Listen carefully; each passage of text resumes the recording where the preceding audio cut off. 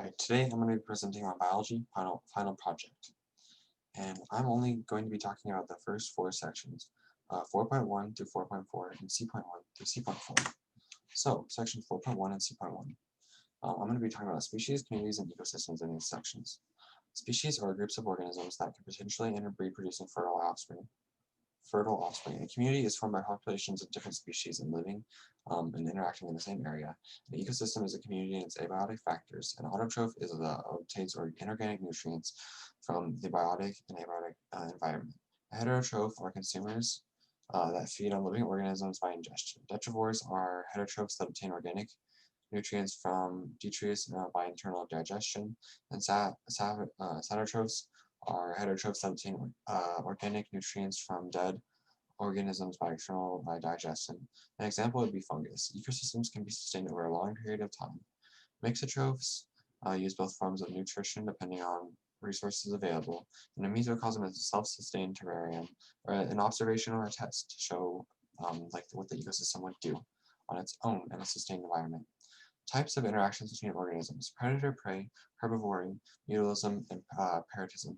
Limiting factors are temperature, water, light, soil type, pH, salinity, and mineral nutrients. Transect is a line across a habitat or a part of a habitat which is used to explore relationships between populations of organisms present in one or more abiotic factors. Models are used to represent an aspect of a biological system. They can be used to explore how changes in chosen variables affect other variables. An ecological niche is the sum of the total species use of abiotic and biotic resources in the environment. A fundamental niche represents the possible, and a realized niche is the actual niche.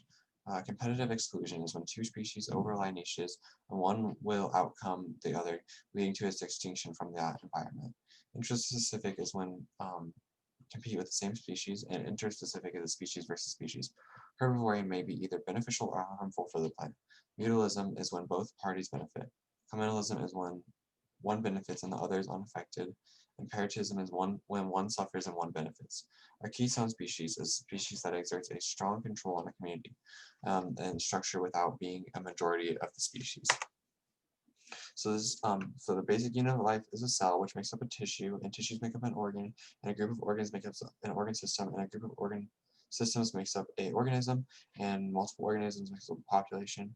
Multiple organisms, like different groups of populations, make up a community, and a community represents a habitat which is abiotic and biotic species where organisms live. The ecosystem is community and abiotic factors. This makes up a biome, which is a group of ecosystems, and then a biosphere, which is a group of the Earth where the place of all things reside. This shows species and breeding. This shows the relationships, and this is a nutrient cycle. So sections 4.2 and C.2, energy flow, communities, and ecosystems. Most ecosystems rely on supply of energy from sunlight. Light energy is converted to chemical energy in carbon compounds through photosynthesis, and chemical energy in carbon compounds flows through food chains by means of feeding. Energy is released from carbon compounds by respiration and is used in living organisms and converted to heat. Living organisms cannot convert heat to other forms of energy. Heat is lost in ecosystems. Energy loses between trophic levels, and it restricts the length of food chains and the biomass of higher trophic levels. Transformations are about 10% efficient. Biomass is the total mass of a group of organisms, and energy is lost to produce ATP. Food chains are linear feeding relationships between a species and a community. And food webs are webs that show possible outcomes of a food chain. A community is a group of different species that occupy the same location at the same time. A biome is a large community of plants and animals that occupy a major habitat or region. Trophic level is the position of an organism or group of organisms that occupies in a food chain. Water is not an organic molecule and it does not contain carbon. FCR is the feeding conservation ratio. Mass of food consumed in pounds by body mass in pounds. Poikitherm is an animal which has a variable body temp according to the surrounding environment. Homotherm is an animal which maintains a regulated body temp through physiological means. The climate of an ecosystem can be affected by things such as its altitude, latitude, and nearby bodies of water. Energy is lost as heat from respiration and feces and urine. Aggression is the removal Exgestion is the removal of undigested material or feces, and exertion is the removal of waste through metabolic means. Carbon dioxide, cellular respiration, and deamination of amino acids. C.2 continued. The Gershman cycle is the model of cycling nutrients within an ecosystem.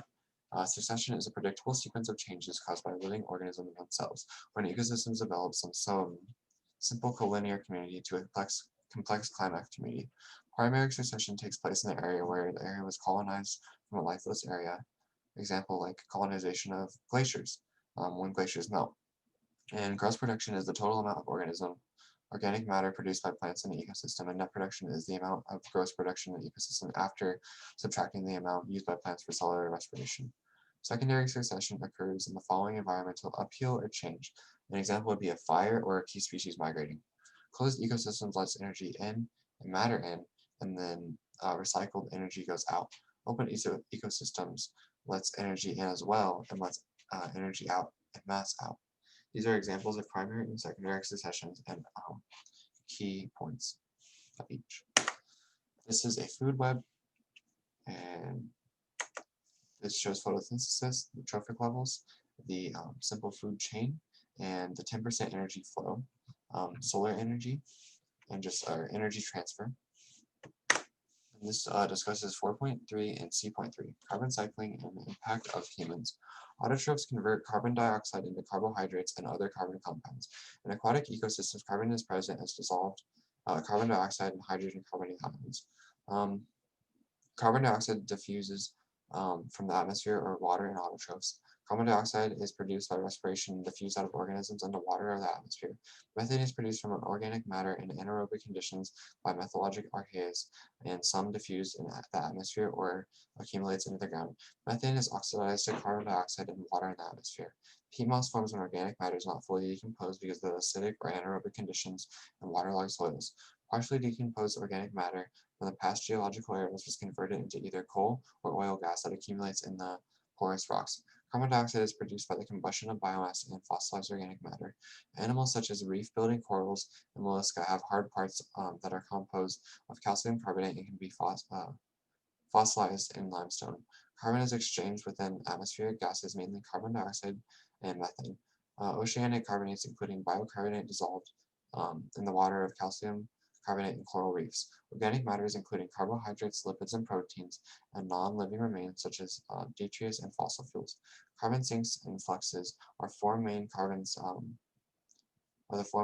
sinks: the lithosphere, the Earth's crust; the hydrosphere, the oceans; the atmosphere, the air; and biosphere, and organisms. Human activity, natural effects, and climate conditions affect carbon consistency. And these are just some effects of climate conditions, natural effects, human activity, and types of carbon, the release and buildup. These are the carbon cycles. We have fossil fuels, pollution, calcium carbonate, organic molecules, and methane. Sections 4.3 and C.3 continued. Human activities impact on ecosystems and function. Alien species, or the introduction of alien species from one ecosystem to another to try and remove a pest or with a biological solution. DDT is used to combat malaria after World War II, and in the 1960s, environmental groups spoke about the effects of DDT. Plastics are seen all over the world and impacting trophic levels. Alien species are biological control leading to accidental transport and human migration. How to combat an alien species by introducing predators of the species, physical removal and chemical control. Bioaccumulation of chemicals is the larger or tertiary level gets the most chemicals. So like on the example on the right, the smallest organisms have the least amount of chemicals and the largest have the most because they ate all the smaller organisms with the chemicals. The book Silent Spring, written by Rachel Carson in 1962, helped ban DDT due to numerous negative environmental effects. Lack of plastic care leads to plastics and gyres leading to marine life damage all over the world. And these are some gyres of the oceans. So sections 4.4 and C.4, climate change and conservation of biodiversity. Carbon dioxide and water vapor are the most significant greenhouse gases. Other gases, including methane and nitrogen oxides, have less impact. The impact of gas depends on its ability to absorb long-wave radiation as well as its concentration in the atmosphere. The warmed Earth emits longer wavelength radiation, which is seen as heat, and the longer wave radiation is absorbed by greenhouse gases that retain the heat in the atmosphere. Global temperatures and climate patterns are influenced by concentrations of greenhouse gases. There's a correlation between the rising atmosphere concentrations of carbon dioxide since the start of the Industrial Revolution. Recent increases in atmospheric carbon dioxide are largely due to increases in the combustion of fossilized organic matter. Calcification is the process used by molluscs, crustaceans, and corals to build their shells and exoskeletons using calcium carbonate. Ocean acidification is the drop in pH of the ocean due to absorption of CO2, which forms carbonic acid. The H plus ions become dissociated from carbonic acid, causing the water to become acidic. In situ is when a species are protected in nature reserves or national parks. Ex situ is when a species are removed from their natural habitat. An indicator species is that is present when a specific environmental conditions are met. So they have certain like levels where they can handle that environment, and you'll see certain species in that environment is at a certain point, and it indicates how the environment is. In situ is in national parks, and ex situ is in zoos. Those are both examples. Endangered species are bred in captivity due to low conception rates, but animals may not understand appropriate behaviors for the wild, so they are put into captivity. Biological diversity is important because it sustains the ecosystem when external pressures are put upon it. The biodiversity index is the equation in the bottom right corner, and the higher the D in the equation, the greater the biodiversity. Larger reserves are better than smaller ones. Now we're going to look at some images for the past two sections. And so this is the greenhouse gas effect. This is the carbonate reserves in oceans. This is the percentage of greenhouse gases. This is how radiation is kept in the atmosphere. And this was my last section. Thank you for watching, and have a nice day.